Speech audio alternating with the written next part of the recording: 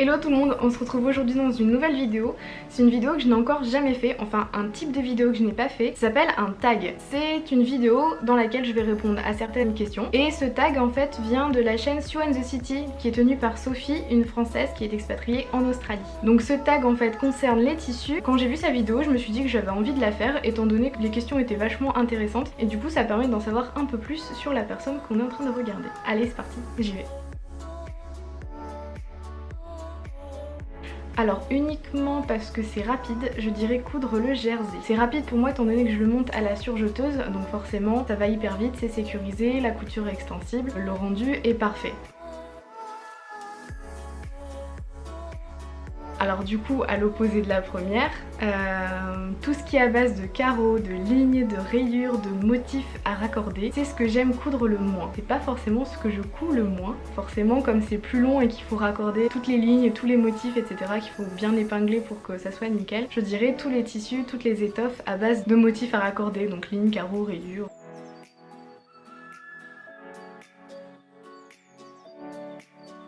Alors moi je dirais la viscose parce que c'est très fluide, c'est très léger. En termes de choix c'est assez diversifié au niveau des coloris, des motifs, des rendus. En plus comme moi je viens du nord, j'ai pas l'habitude des fortes chaleurs et là où je suis il fait très chaud une bonne partie de l'été. Et la viscose c'est l'un des tissus que forcément maintenant je porte le plus et que je supporte aussi le plus quand il fait très chaud.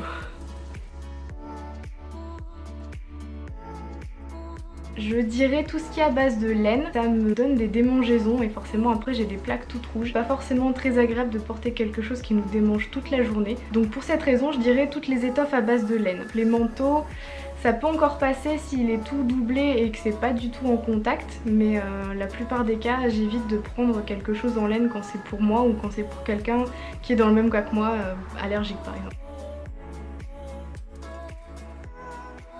Forcément quand on coud on a toujours les mains sur le tissu, du coup niveau texture je dirais quelque chose de très doux comme les serviettes éponges qui sont très douces ou la douillette par exemple. Par contre je dirais pas le minky parce que j'y suis allergique et du coup j'attrape des boutons.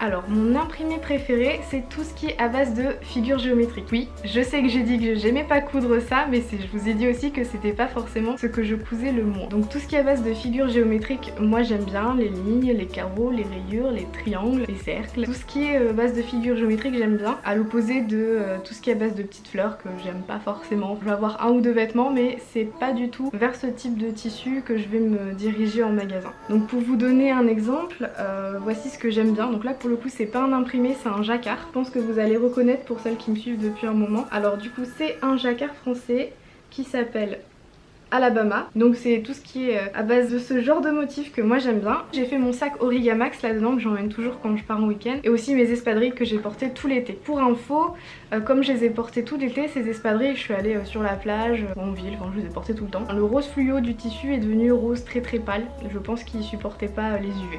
Les espadrilles je les garde et je les porterai encore. Et je pense même que je pourrais me faire une deuxième paire l'année prochaine.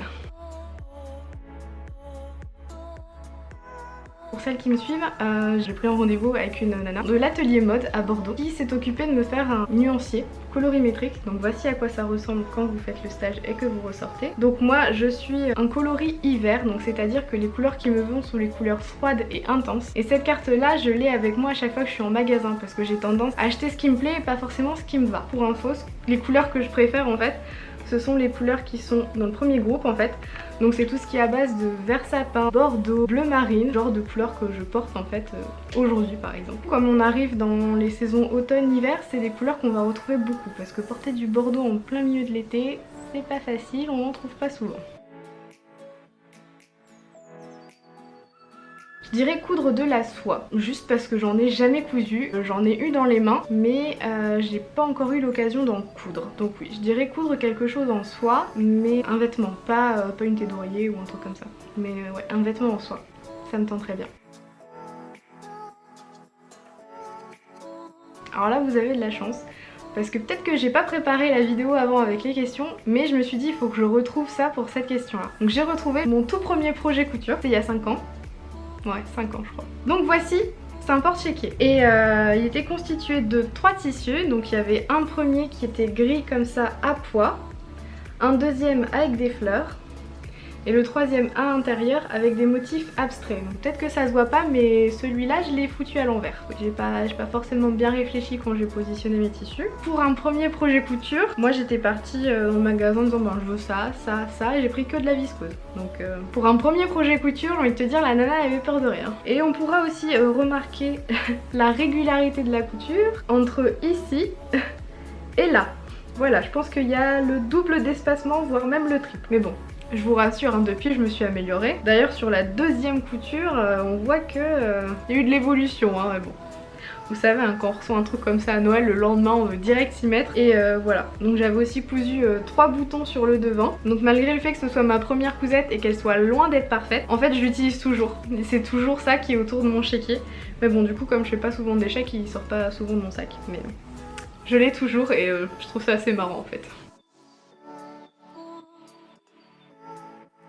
Alors oui, j'ai un tissu particulier, mais je sais pas pour quel projet je vais l'utiliser. En fait, quand j'étais dans le nord, à Roubaix, on avait une sorte de marché des créateurs, marché des tissus, et il y avait beaucoup des stocks, ou enfin de ventes, de fin de stock de grandes maisons de couture, de grandes maisons de prêt-à-porter, donc on trouvait aussi bien du tissu de chez Promode, Camailleux, chez Mango, Zara, de chez Chanel, c'était pas forcément les mêmes prix, et du coup j'ai acheté un tissu Chanel, je sais pas quoi en faire. Mais j'aimais bien le tissu, je l'aimais beaucoup. Je vais vous mettre une photo là, parce que en fait, pour tout vous dire, il est dans un plastique, sous vide, dans une caisse, histoire de pas prendre l'humidité, de pas prendre la poussière, de pas changer de couleur à cause des UV. Donc il est bien à l'abri de tout. C'est un tissu que j'aime beaucoup, mais je sais pas quoi faire avec. C'est un peu particulier, mais moi j'aime bien ce motif, donc je sais pas ce que vous en pensez. Si vous avez des idées, dites-moi, parce que à chaque fois je me dis ah je vais faire ce projet là-dedans, et après je me dis non ça va pas aller. Donc voilà, je garde ce tissu, je ne m'en sépare pas, puisque quand je l'ai acheté en fait c'était le dernier coupon, et ben, j'ai un peu rusé pour l'avoir étant donné qu'il y avait une autre nana qui l'avait dans les mains. J'étais avec ma copine, je fais oh regarde là-bas, il y a un tissu encore plus beau, et forcément la nana l'a posé, a tourné la tête, et moi je l'ai pris et je me suis barrée quoi. Voilà, c'était l'histoire du tissu, hein. Si vous me voyez dans un magasin et que je veux absolument un coupon, sachez que je vais tout faire pour l'avoir. Enfin si c'est le dernier coupon, hein. Si on a plusieurs on partage, y a pas de souci. Voilà, alors le tag est terminé, il y avait une petite dizaine de questions, du coup je vous les mets en commentaire, comme ça si vous avez une chaîne YouTube sur la couture et que vous souhaitez y répondre, ben vous êtes les bienvenus. Surtout n'hésitez pas à laisser un commentaire si vous le faites, comme ça je viendrai voir vos réponses et ça me permettra de découvrir aussi ce que vous aimez et ce que vous aimez pas. Et puis si vous n'avez pas de chaîne YouTube mais que vous souhaitez quand même répondre, mais n'hésitez pas en commentaire à répondre à toutes ces questions et puis du coup on pourra échanger dessus. Donc voilà, n'hésitez pas si cette vidéo vous a plu, likez, abonnez-vous si c'est pas déjà fait et surtout pensez à activer la cloche des notifications, sinon vous ne recevrez pas de message vous indiquant qu'une nouvelle vidéo est sortie. Et je vous promets, la prochaine vidéo qui sortira sera un vlog couture. Je peux d'ores et déjà vous annoncer qu'il s'agit d'un manteau pour enfants, donc si vous me suivez sur Instagram vous savez de quoi je parle. C'est juste que ce manteau je vais l'offrir dans les prochains jours et je voulais attendre de le voir porter histoire de pouvoir faire quelques clichés et vous les mettre à la fin de la vidéo comme d'hab. Allez, bye bye!